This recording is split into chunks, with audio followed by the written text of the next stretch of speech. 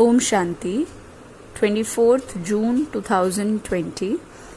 आज जैसे कि मम्मा डे है, आज ही मम्मा ने अपना शरीर छोड़ा था 24 जून के दिन ही, है ना। तो आज की मुरली भी मम्मा की ही चलाई हुई है, जिसमें गीत आज है जाने ना नजर पहचाने जिगर। और ये जो गीत है ये डेडिकेटेड है किसको?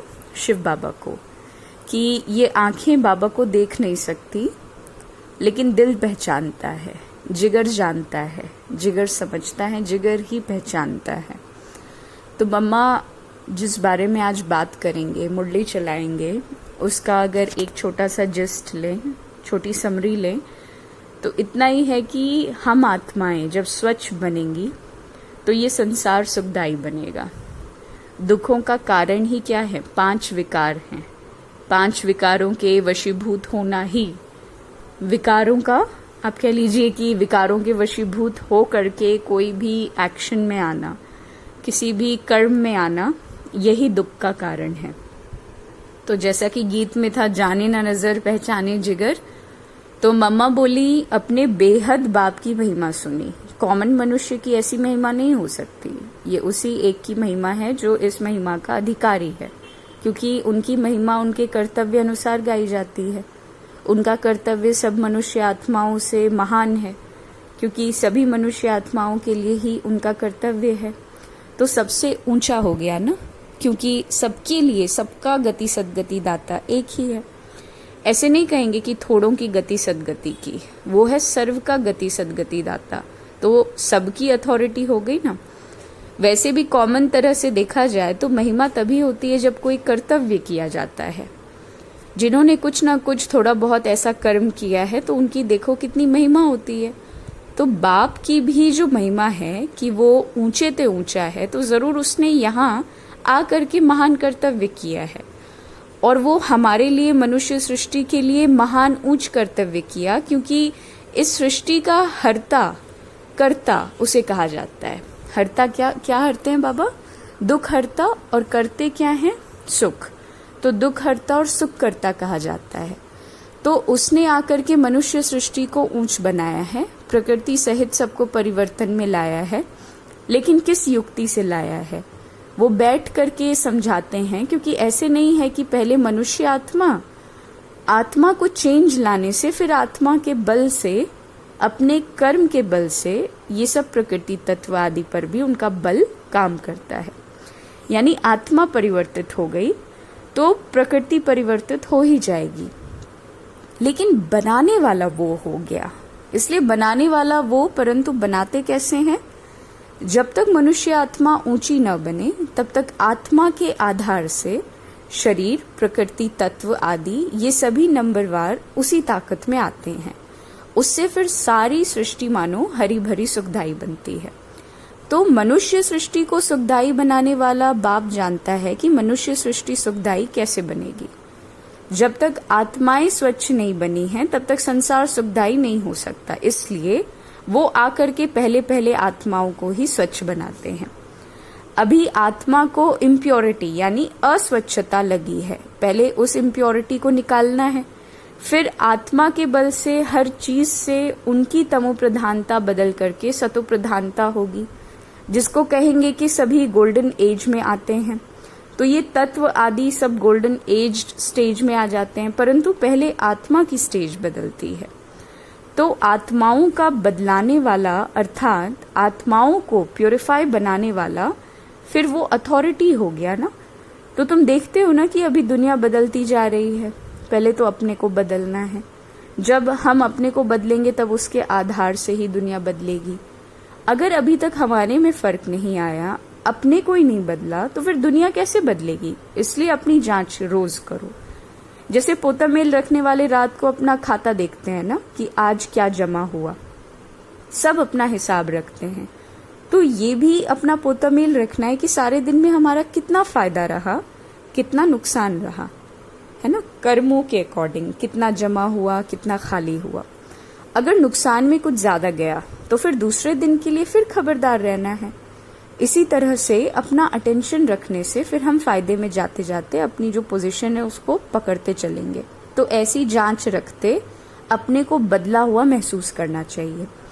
ऐसे नहीं कि हम तो देवता बनेंगे, अरे वो तो पीछे बनेंगे, अभी जैसे हैं वैसे ठीक हैं, नहीं, अभी से वो देवताई संस्कार बनाने हैं। अभी तक जो 5 विकारों के वश संस्कार चलते थे, तो अभी देखना है कि उन विकारों से हम छूटते जा रहे हैं। हमारे में जो क्रोध आदि था वो निकलता जा रहा है, लोभ या मोह आदि जो था वो सब विकारी संस्कार बदलते जा रहे हैं। अगर बदलते जा रहे हैं, छूटते जा रहे हैं, तो मानो हम बदलते जा रहे हैं, है ना। अगर हमारी कमी कमजोरी छूट रही है, चेंज हो रही है, इसका मतलब हमारे अंदर ट्रांसफॉर्मेशन आ रहा है, मम्मा कह रही हैं। मम्मा ने बोला अगर नहीं छूटते हैं तो समझो कि अभी हम बदले नहीं हैं, तो बदलने का फर्क महसूस होना चाहिए, अपने में चेंज आनी चाहिए। ऐसे नहीं कि सारा दिन विकारी खाते में ही चलते रहे, बाकी समझें कि हमने अच्छा कोई दान पुण्य किया, बस नहीं। हमारा जो कर्म का खाता चलता है उसी में हमको तो संभलना है। हम जो कुछ करते हैं उसमें किसी विकार के वश होकर अपना विकर्मी खाता तो नहीं बनाते, इसमें अपने आप को संभालना होता है, ये सारा पोतामेल रखना है।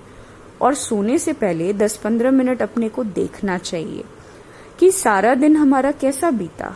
कई तो नोट भी करते हैं, क्योंकि पिछले पापों का जो सिर पर बोझ है उसे भी मिटाना है, उसके लिए बाप का फरमान है मुझे याद करो, तो वो भी हमने कितना समय याद में दिया, क्योंकि ये चार्ट रखने से ही दूसरे दिन के लिए सावधान रहेंगे। ऐसे सावधान रहते रहते फिर सावधान हो जाएंगे, फिर हमारे कर्म अच्छे रहते चलेंगे और फिर ऐसा कोई पाप नहीं होगा।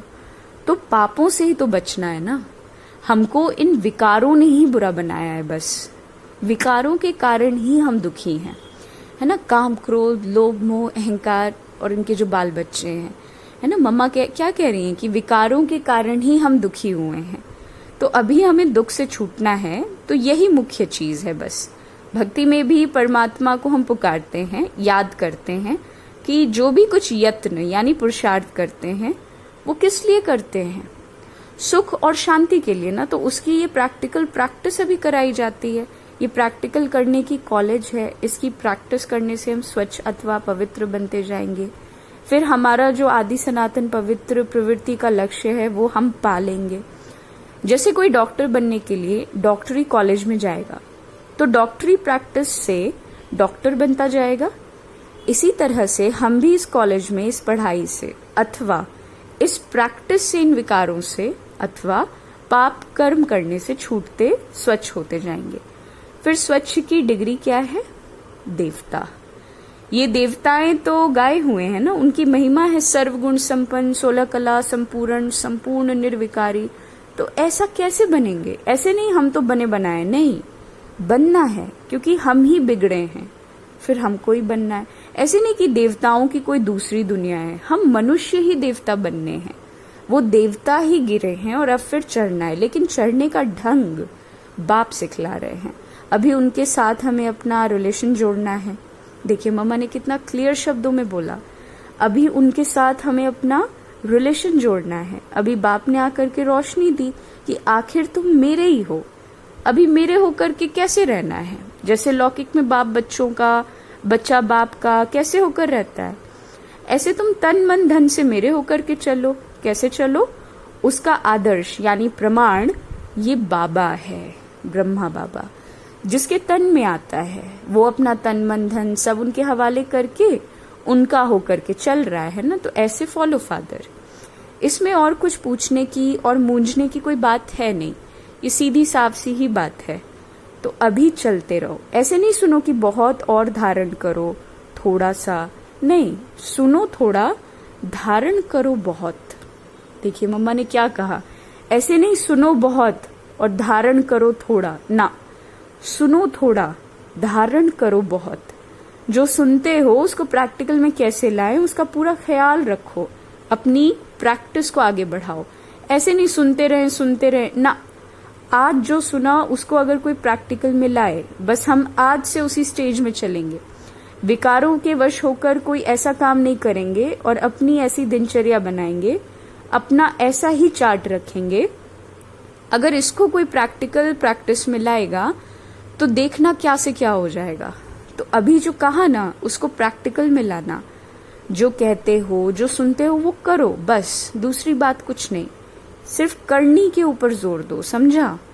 जैसे बाप और दादा दोनों को अच्छी तरह से जानते हो ना, ऐसे आप फॉलो करो। ऐसे फॉलो करने वाले जो सपूत बच्चे हैं अथवा मीठे मीठे बच्चे हैं, ऐसे बच्चों प्रति याद प्यार और गुड मॉर्निंग। देखिए मम्मा की मुरली कितनी सरल होती है, लेकिन कितनी ज्यादा गहरी बात मम्मा कर जाती हैं। सारी चीज उन्होंने एक बहुत कंसाइज्ड वे में बता दी।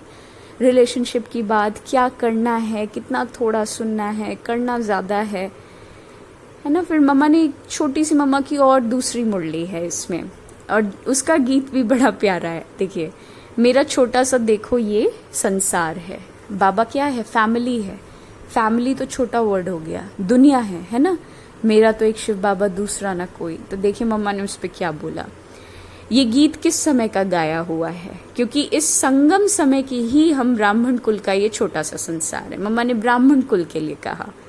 ये हमारा कौन सा परिवार है, वो नंबरवार बतलाते हैं। हम परमपिता परमात्मा शिव के पोत्रे हैं, ब्रह्मा सरस्वती की मुख संतान हैं, और विष्णु शंकर हमारे ताया जी हैं, और हम आपस में सभी भाई बहन ठहरे। ये है अपना छोटा सा संसार, इनके आगे और संबंध रचा ही नहीं। इसी समय का इतना ही संबंध कहेंगे। देखो हमारा संबंध कितना बड़ा अथॉरिटी है। हमारा ग्रैंड पप्पा है शिव, उनका नाम कितना भारी है। वो सारी मनुष्य सृष्टि का बीज रूप है। सर्व आत्माओं का कल्याणकारी होने के कारण उनको कहा जाता है हर हर भोलानाथ शिव महादेव। वो सारी सृष्टि का दुख हरता, सुख करता है। उस द्वारा हमें सुख शांति पवित्रता का बड़ा हक मिलता है। शांति में फिर कोई कर्म बंधन का हिसाब किताब नहीं रहता, परंतु ये दोनों वस्तु पवित्रता के आधार पर रखते हैं। जब तक पिता की परवरिश का पूर्ण वर्षा ले, पिता से सर्टिफिकेट नहीं मिला है, तब तक वो वर्षा नहीं मिल सकता। देखो ब्रह्मा के ऊपर कितना बड़ा काम है। मलेच्छ 5 विकारों में मैली अपवित्र आत्माओं को गुलगुल बनाते हैं। जिस अलौकिक कार्य का उजूरा फिर सत्युग का पहला नंबर श्री कृष्ण पद मिलता है। अब देखो उस पिता के साथ तुम्हारा कैसा संबंध है, तो कितना बेफिक्र और खुश होना चाहिए। अब हर एक अपनी दिल से पूछे, हम उनके पूर्ण रीति हो चुके हैं। सोचना चाहिए कि जब परमात्मा बाप आया है तो उनसे हम कंप्लीट वर्षा ले लें। स्टूडेंट का काम क्या है? स्टूडेंट का काम है संपूर्ण पुरुषार्थ कर स्कॉलरशिप लेना। तो हम पहला नंबर लॉटरी क्यों ना विन करें, क्यों ना जीतें, है ना। वो विजय का माला में पिरोए जाना। बाकी कोई है जो 2 लड्डू पकड़ कर बैठे हैं, यहाँ का भी हद का सुख लूं, वहां भी वैकुंठ में कुछ ना कुछ सुख ले लेंगे। ऐसे विचारवान को मध्यम और कनिष्ठ पुरुषार्थ कहेंगे, न कि सर्वोत्तम। जब बाप देने में आनाकानी नहीं करता तो लेने वाले आनाकानी क्यों करते हैं। तब गुरु नानक ने कहा, परमात्मा तो दाता है, समर्थ है, मगर आत्माओं को लेने की भी ताकत नहीं। कहावत है, देंदा दे लेंदा थक पावे। देने वाला देता है लेकिन लेने वाला थक जाता है। तो आपके दिल में आता होगा, हम क्यों नहीं चाहेंगे कि हम भी ये पद पाएं, परंतु देखो बाबा कितनी मेहनत करता है, फिर भी माया कितना विघ्न डालती है। क्यों? क्योंकि अब माया का राज्य समाप्त होना है। अब माया ने सारा सार निकाल दिया है, तभी परमात्मा आता है। उसमें सब रस समाया हुआ है, उनसे सभी संबंधों की रचना मिलती है। तभी तो त्वमेव माता शिपिता तुम्हेव आदि आदि कहते हैं। तो ये महिमा उस परमात्मा की गाई हुई है। तो बलिहारी इस समय की है जो ऐसा संबंध हुआ। तो परमात्मा के साथ इतना संपूर्ण संबंध जोड़ना है जो 21 जन्मों के लिए सुख प्राप्त हो जाए। ये है पुरुषार्थ की सिद्धि। परंतु 21 जन्म का नाम सुन ठंडे मत पड़ जाना। ऐसे नहीं सोचना कि 21 जन्मों के लिए इतना इस समय पुरुषार्थ भी करें, फिर भी 21 जन्मों के बाद गिरना ही है तो सिद्धि क्या हुई। परंतु ड्रामा के अंदर आत्माओं की जितनी सर्वोत्तम सिद्धि मुकर्रर है वो तो मिलेगी ना। बाप आकर के हमें संपूर्ण स्टेज पर पहुंचा देता है, परंतु हम बच्चे बाबा को भूल जाते हैं तो जरूर गिरेंगे। इसमें बाप का कोई दोष नहीं है। अब कमी हुई तो हम बच्चों की। सत्युग त्रेता का सारा सुख इस जन्म के पुरुषार्थ पर आधार करता है। तो क्यों ना संपूर्ण पुरुषार्थ कर अपना सर्वोत्तम पाठ बजाएं, क्यों ना पुरुषार्थ कर वो वर्षा ले लेवे, पुरुषार्थ मनुष्य सदा सुख के लिए ही तो करता है ना। तो सुख दुख से न्यारे होने के लिए कोई पुरुषार्थ नहीं करता। वो तो ड्रामा के अंत में परमात्मा आए, सभी आत्माओं को सजा दे, पवित्र बनाए, पाठ से मुक्त करेंगे। ये तो परमात्मा का कार्य है, वो अपने मुकर्रर समय पर आप ही कर देगा। अब जब आत्माओं को फिर भी पाठ में आना ही पड़ेगा तो क्यों ना सर्वोत्तम पाठ ही बजाएं। जब पता है सत्युग में आके पार्ट प्ले करना ही है तो क्यों ना सबसे 100% पार्ट ले ले। अच्छा, मीठे मीठे बच्चों प्रति माँ का याद प्यार। हम रूहानी बच्चों की रूहानी मम्मा को याद प्यार, गुड मॉर्निंग और नमस्ते नमस्ते। देखिए, आज का वरदान है अचल अडोल भव, सदा अचल अडोल भव। तो बाबा शब्द की स्मृति से कारण को निवारण में परिवर्तन करने वाले सदा अचल अडोल भव। कोई भी परिस्थिति जो भल हलचल वाली हो, लेकिन बाबा कहाँ और अचल बने। जब परिस्थितियों के चिंतन में चले जाते हो तो मुश्किल का अनुभव होता है। अगर कारण के बजाय निवारण में चले जाओ तो कारण ही निवारण बन जाए, क्योंकि मास्टर सर्वशक्तिमान ब्राह्मणों के आगे परिस्थितियां चींटी समान भी नहीं। सिर्फ क्या हुआ, क्यों हुआ ये सोचने के बजाय जो हुआ उसमें कल्याण भरा हुआ है, सेवा समाई हुई है। भल रूप सर्कमस्टांस का हो लेकिन समाई सेवा है, तो इस रूप से देखेंगे तो सदा अचल अडोल रहेंगे। कोई भी स्थिति है, हमारा एटीट्यूड उस स्थिति के प्रति सेवा का साधन तो बनना ही है, और डिससर्विस का भी बन सकता है, डिपेंडिंग ऑन आवर एक्शंस। कैसे उस परिस्थिति से निकल रहे हैं, कैसे स्टैंड बैक कर रहे हैं, कैसे फेस कर रहे हैं, कितनी शक्तियां इस्तेमाल कर रहे हैं, वो डिसाइड करेगा कि हमारे एक्शन ने सर्विस की या डिससर्विस कर दी। किसी को इंस्पिरेशन दिया या डिमोटिवेट कर दिया, किसी को ये कहने का मौका दिया कि सच में ब्रह्मा कुमारीज में बहुत स्ट्रांग ज्ञान देते हैं, आखिर इतनी स्टेबिलिटी आई कैसे, या तो ये मौका दिया कि आखिर ब्रह्मा कुमारीज में सिखाते ही क्या है जब रवैया ही ऐसा है ना। तो दोनों सिचुएशंस हो सकती है। तो सर्कमस्टांस को सेवा का अवसर बनाना है।